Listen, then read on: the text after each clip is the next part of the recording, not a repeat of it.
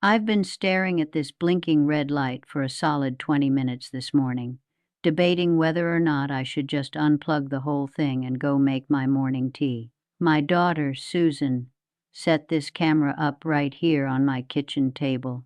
She's a lovely girl, but she's a professional worrier. She moved my sugar bowl out of the way, pressed record, and told me that people on the internet might actually want to hear what I've got to say. I looked right at her and laughed.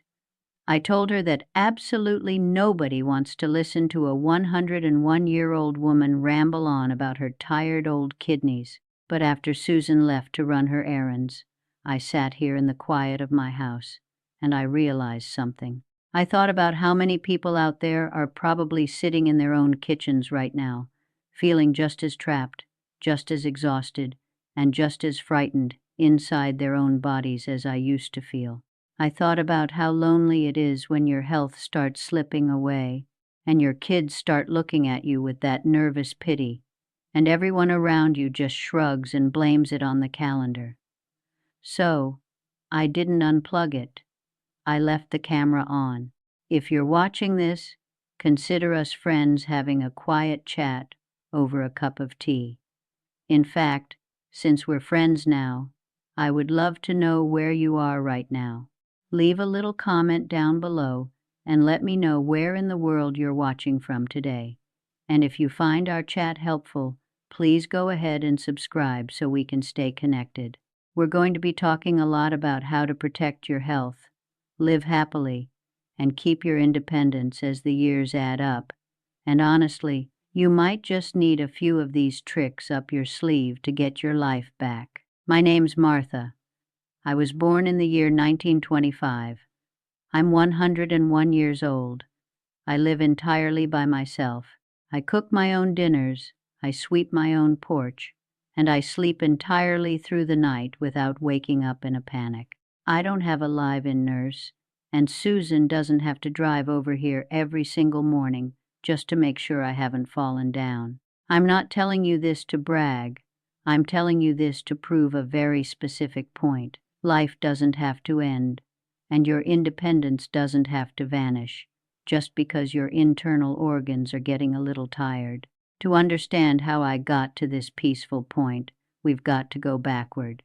I need to tell you where I was 16 years ago, because that's where the real story lives. I was 85 years old, and my life had become a miserable, exhausting loop of physical decline. It wasn't a sudden emergency. I didn't trip and fall. It was a slow, creeping thief. It began with the nights. Going to bed stopped being a relief and started being a miserable chore. Every single night, I'd wake up at least 4, sometimes 5 times, with an urgent, painful need to use the bathroom. I'd drag myself out from under the heavy blankets, completely exhausted, navigating the dark hallway and praying I wouldn't lose my balance. By the time the sun finally came up, I felt like I'd spent the entire night digging a ditch. I was completely depleted before my day even began.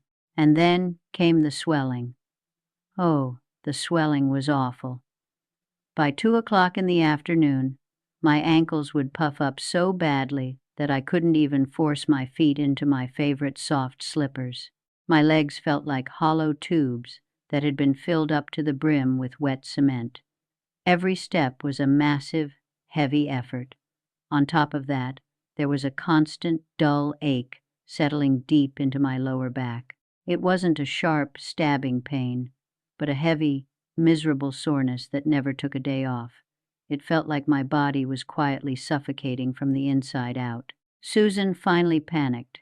She started bringing home those glossy brochures for assisted living facilities. She'd leave them on the coffee table, pointing out the nice dining rooms and the 24-hour nursing staff. She meant well, she really did, but it broke my heart. She took me to my doctor. He was a perfectly nice man, but he had that condescending sympathy that doctors sometimes get when they look at a patient with silver hair.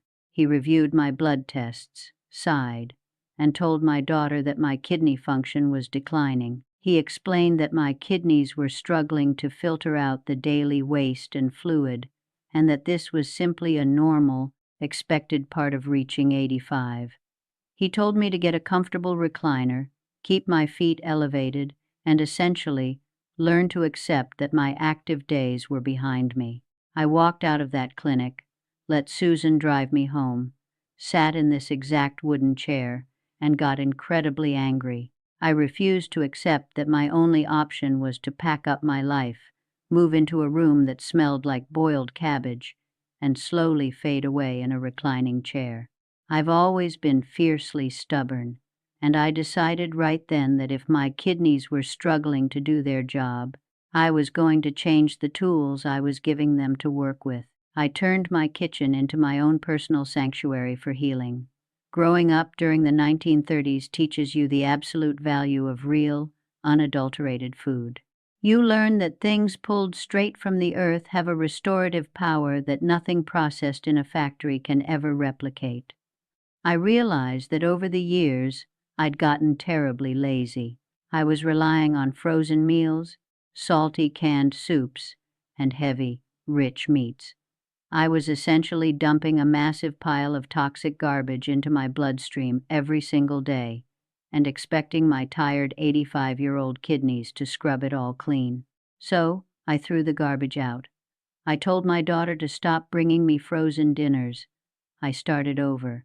I focused entirely on 4 very specific, very ordinary foods that I researched and learned were gentle on distressed kidneys. The first thing I brought back into my life was beans. Now, please don't roll your eyes at me. I know beans sound like the most boring food on the planet, but if your kidneys are failing, beans are a massive lifeline. Here's why. When you eat a heavy steak or a huge portion of animal protein, your body breaks it down and creates a harsh waste product called urea that your kidneys are forced to filter out. It's hard, exhausting labor for them. Beans provide you with clean protein, but more importantly, they're packed with a specific type of dense fiber. That fiber acts like a thick sponge in your digestive tract. It soaks up toxins and waste products before they can even cross over into your bloodstream. By eating beans, I was stopping the trash from reaching my kidneys in the first place. I started making simple lentil stews, black bean salads, and mashed navy beans with a little bit of olive oil and garlic. It was incredibly cheap, very easy to digest, and it was my very first line of defense. The second food was something you can find in any corner store: a basic apple. For the last 16 years, I haven't missed a single morning without eating an apple. When your kidneys are overworked, they become chronically inflamed. They get hot, irritated, and swollen on a cellular level, and an inflamed organ can't filter fluid properly. That's exactly why the water builds up in your legs and ankles. Apples are completely loaded with powerful, natural anti-inflammatory compounds, specifically something called quercetin. Plus, and this is the crucial part, they're one of the only sweet treats you can eat that are naturally very low in potassium and phosphorus. Those are 2 minerals that weak kidneys simply can't process without struggling. Eating an apple every morning was like pouring a cool, soothing glass of water over the fire burning inside my lower back. I slice one up every single day with my breakfast, and it's the quietest, most faithful medicine I take. The third food was something I had to learn to love again: cabbage. When you're dealing with kidney issues, potassium is your worst enemy. It builds up in your blood and makes your muscles feel weak and heavy. Many healthy vegetables are unfortunately packed with potassium, making them dangerous for people in my situation. But cabbage is an absolute miracle for the renal system. It gives you vitamins, it gives you vital roughage, and it has almost zero potassium. I stopped boiling it until it turned into a sad, gray mush, which is how my mother used to make it. Instead, I started slicing it incredibly thin, tossing it with a squeeze of fresh lemon and a tiny pinch of black pepper, and eating it raw for the crunch. Sometimes I chop it into thick wedges and roast it in the oven until the edges get dark and caramelized. It's delicious. It fills me up, and my kidneys don't have to work overtime to process it. The fourth and final food I incorporated was fresh blueberries. When your internal filters are breaking down, your cells experience extreme oxidative stress. Imagine an old bicycle left out in the rain, slowly turning brown with rust. That's what's happening to your cells when toxins build up in your blood. Blueberries are packed with antioxidants that specifically target and clean up that cellular rust. They protect the tiny, fragile filtering units inside the kidneys from sustaining further damage. They don't spike your blood sugar, and they're incredibly safe for the urinary tract. I simply started throwing a big handful of them over my morning oatmeal, right alongside my sliced apple. I stuck to this routine: beans, apples, cabbage, and blueberries. And I need to be completely honest with you about how this felt. It wasn't a magical, overnight transformation. I didn't eat a bowl of cabbage and suddenly feel like a spry 30-year-old. It was slow, frustrating, invisible work.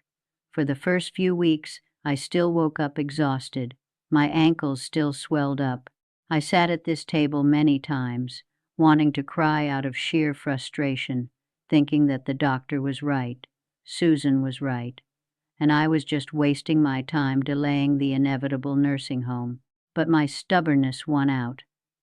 After roughly 3 months of eating this way, I noticed the swelling in my slippers wasn't quite as tight. After 5 months, I had a night where I only woke up twice to use the bathroom. And then, somewhere around the 8-month mark, I slept through the entire night. 6 solid hours of unbroken, deep sleep. When I woke up and realized the sun was already shining through my window, I honestly thought I was dreaming. You can't put a price tag on that feeling. It's the feeling of your body finally waving a white flag and saying, "Thank you, we can breathe again." By the time a full year had passed, the heavy, cement feeling in my legs was completely gone. I had my balance back. I had my mornings back. I'm now 101, and my kidney function is more stable than it was when I was 85.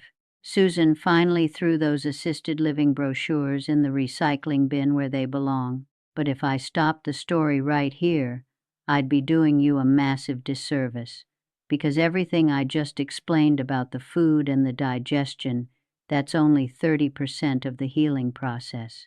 The remaining 70% is entirely in your mind and in your spirit. You see, my kidneys didn't just heal because I stopped feeding them junk. They healed because I made a fierce, undeniable decision that I still wanted to be an active participant in my own life. I wanted to stay in my own house. I wanted to walk down my own front steps and feel the morning air. When your brain truly, deeply believes that you have a compelling reason to stick around, it changes your biological chemistry. Your stress levels plummet, your nervous system calms down, and your body shifts from a state of panic into a state of repair. But you can't trick your brain into feeling purposeful. You have to actually go out and find a purpose. It's a fundamental human requirement to feel needed by someone else. When my health was at its absolute worst, I'd isolated myself. I stopped calling my friends because I didn't want to complain, and my house became a very quiet, lonely box. Loneliness creates physical inflammation in the body. It's a proven medical fact. So, I forced myself to reach outward. I picked up my old telephone and I started calling my neighbors. I organized a small calling tree with 3 other widows on my street. Every Tuesday and Thursday morning, we had a mandatory check-in call, but I laid down a very strict rule. We were absolutely not allowed to talk about our illnesses, our doctor appointments, or our aches and pains. Instead, I asked them what they were cooking for dinner. I asked them what books they were reading. I forced them to tell me one positive thing that happened to them that week, even if it was just that the grocery store had their favorite brand of tea on sale. Taking responsibility for someone else's mood shifted the focus away from my own suffering. Knowing that my neighbor, a lovely but endlessly pessimistic woman named Clara, was waiting for my phone call meant I had to get out of bed. I had to get dressed. I had to show up. Feeling genuinely responsible for another human being is the strongest anti-aging medication you can ever take. Within a few months of starting our phone calls, all of us noticed we felt lighter. We had more energy. We laughed more. The physical pain in my back softened, not just because of the beans and the cabbage, but because my nervous system was flooded with the quiet joy of human connection. So, I'm looking straight into this camera lens right now, and I'm issuing you a challenge. I'm not asking you to throw out everything in your pantry tonight. I'm not asking you to join a gym or run around the block. Please don't do that. You'll get frustrated and quit, and then I'll be upset with you. I want you to start ridiculously small. Be honest with yourself about how you feel today. Acknowledge the fear you have about losing your independence. Don't push it down into the dark. Tomorrow morning, I want you to change just one thing. Eat an apple with your breakfast. The day after that, add a small side of cabbage or beans to your dinner plate. Send a clear, undeniable signal to your exhausted organs that you're finally stepping up to help them. Give them the gentle tools they desperately need to clean house. And then, I want you to do the brave part. Reach outside of your own walls. Pick up the phone and call a friend you haven't spoken to in 6 months. Write a letter to someone who might be feeling invisible. Knock on a neighbor's door just to ask how their garden is growing. You might feel like your body is too old or too tired to be of any real use to the world, but that's the biggest lie society tells us. Your life, exactly as it is right now, holds incredible value to someone else. Start tomorrow. One apple, one phone call. Do it again the next day. Slowly, quietly, the heavy fog will start to lift. You'll find a spark inside yourself that you assumed had burned out decades ago. Your body and your spirit are so much stronger than you give them credit for. They just need you to strike the match. My tea water is boiling, and Susan is coming over in 20 minutes. She will absolutely fuss at me if I haven't eaten my breakfast yet, so I'm going to turn this machine off now. Leave a comment down below and tell me the very first small change you're going to make tomorrow morning. Tell me what food you're going to try, or tell me the name of the person you're going to call. I'm going to read every single one of them, and I'll be cheering you on.